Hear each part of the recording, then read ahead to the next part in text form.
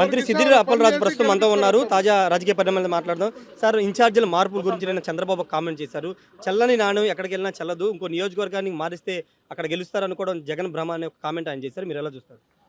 ఈ చల్లని నాణేల గురించి మాట్లాడే ముందు తెలుగుదేశం పార్టీలో ఉన్న అతిపెద్ద చల్లని నాణ్యం లోకేష్. ఈ మాట ఎందుకు చెప్తున్నానంటే, ఏదో మా పార్టీలో ఇక్కడి నుంచి ఎమ్మెల్యేని తీసి అక్కడ మార్చారని, లేకపోతే అక్కడి నుంచి ఇక్కడ మార్చారని ఆయన మాట్లాడుతున్నాడు. నీ కొడుకు నువ్వు మంగళగిరి నుంచే నువ్వు పోటీ చేస్తావా? ఆ మాట చెప్పు ముందు. ఇదిగో నా కొడుకు మంగళగిరి నుంచే పోటీ చేస్తాడు, నా కొడుకుది నియోజకవర్గాన్ని నేను మార్చడం లేదన్న విషయాన్ని నువ్వు ముందు ప్రజలకు చెప్పి ఈ పనికిమాలిన మాట మాట్లాడితే వింటారు ఎవరైనా.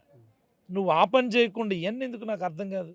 అంటే నీ కొడుకు నియోజకవర్గం మార్చి మంగళగిరి నుంచి నువ్వు ఎక్కడో భీమిలీలోకి మారుస్తాను అంటున్నావు, లేదా హిందూపూర్ నుంచి మారుస్తాను అంటున్నావు. ఇవన్నీ చేస్తేనే అది పెద్ద వ్యూహమా నీకు? ఇతర పార్టీల వాళ్ళు వాళ్ళ గెలుపుకు అవసరమైన మార్పులు చేర్పులు చేసుకుంటే అవి పనికి మాలినటువంటి మార్పులా? ఎందుకు నాకు అర్థం కాదు. చంద్రబాబు మాట్లాడి ఏ మాట కూడా విలువ లేదు. ఎందుకు ఇదంతా?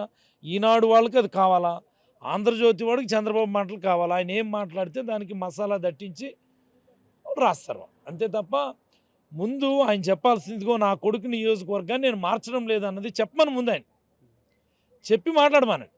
ఇదంతా ఎందుకు? అదంతా సార్, ఇంకో కామెంట్ చేశారు. అంటే ఎమ్మెల్యేని కానీ మంత్రులు కానీ మార్చడం కాదు, జగన్నే మార్చాలనుకుంటున్నారు ప్రజలను కామెంట్ చేశారు. ఎలా చూస్తారు? చంద్రబాబు జన్మకి అది సాధ్యపడదు. చంద్రబాబుకి ఇవి చిట్ట చివరి ఎన్నికలు ఇవి, ఇందులో ఎలాంటి అనుమానం లేదు. మా ఉద్దేశం, మా అందరి లక్ష్యం, మా అందరి సంకల్పం, నేను చెప్పింది కూడా అది వాస్తవం. From the bottom of my heart, Jaganmohan Reddy గారు ఈ రాష్ట్రానికి ముఖ్యమంత్రిగా కొనసాగాల్సినటువంటి అవసరం ఉంది. ఈ రాష్ట్రంలో ఉన్నటువంటి అనేకమైనటువంటి సంక్షేమ పథకాలు కొనసాగి ప్రతి పేదవాడికి మంచి జరగాలంటే, అనేకమైనటువంటి ఇన్ఫ్రాస్ట్రక్చర్ వర్క్స్ కంప్లీట్ అయ్యి ప్రజలకు దాని ఫలాలు అందాలి అంటే జగన్మోహన్ రెడ్డి గారు మళ్ళీ ముఖ్యమంత్రి కావాలి, ముఖ్యమంత్రిగా కొనసాగాలి.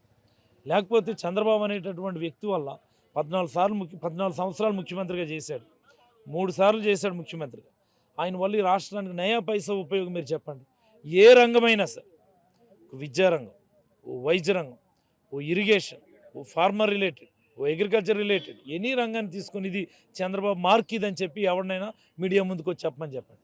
మా నాయకుడి గురించో లేకపోతే డాక్టర్ వైఎస్ఆర్ గురించో 100 చెప్పగలను నేను.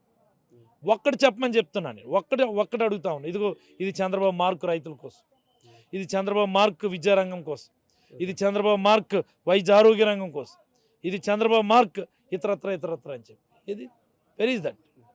సో జగన్మోహన్ రెడ్డి గారు ముఖ్యమంత్రి కావడమే మా అందరి లక్ష్యం, మా అందరి ఆబ్జెక్టివ్ కూడా. దానికి ఆయన ఎలాంటి నిర్ణయాలు తీసుకున్నా అందరూ కూడా శిరస వహించాలని నేనైతే మనస్ఫూర్తిగా ఆశిస్తున్నాను. మీ జిల్లాలో కూడా భారీ చేంజెస్ ఉంటాయని చెప్తున్నారు. అంటే సిద్ధంగా ఉన్నారు, ఒకవేళ మీ నియోజకవర్గం మార్చినా పనిచేయడానికి, ముఖ్యమంత్రి నిర్ణయాన్ని గౌరవించడానికి సిద్ధంగా ఉన్నారు? నేను నిన్న కొన్ని వేల మంది సమక్షంలో మాట చెప్పాను, మళ్ళీ మీకు ప్రత్యేకంగా చెప్పేది ఎట్లేదు. ఓకేనా? ధన్యవాదాలు. మొత్తంగా అయితే ఒకటే చెప్తున్నారు. చంద్రబాబు నియోజకవర్గాల గురించి, మార్పుల గురించి మాట్లాడే ముందు తన కుమారుడు లోకేష్ గురించి మాట్లాడాలి, ముందు మాట్లాడిన తర్వాత మిగతా వాటి గురించి కూడా మాట్లాడాలని సిద్దిరి అప్పలరాజు చెప్తున్నారు. ముఖ్యమంత్రి నిర్ణయాన్ని ఖచ్చితంగా గౌరవిస్తా, కొన్ని లక్షల మంది ప్రజల సమక్షంలోనే తన నిర్ణయాన్ని ప్రకటించాలని సిద్దిరి అప్పలరాజు చెప్తున్నారు. Camera person ఫన్నీతో Rayesh RTV, Velagapudi నుండి. మరిన్ని వీడియోస్ కోసం ఛానల్ ని సబ్స్క్రైబ్ చేయండి, లేటెస్ట్ అప్డేట్స్ కోసం వాట్సాప్ ఛానల్ ని ఫాలో చేయండి, అండ్ లింక్ డిస్క్రిప్షన్ లో ఉంది.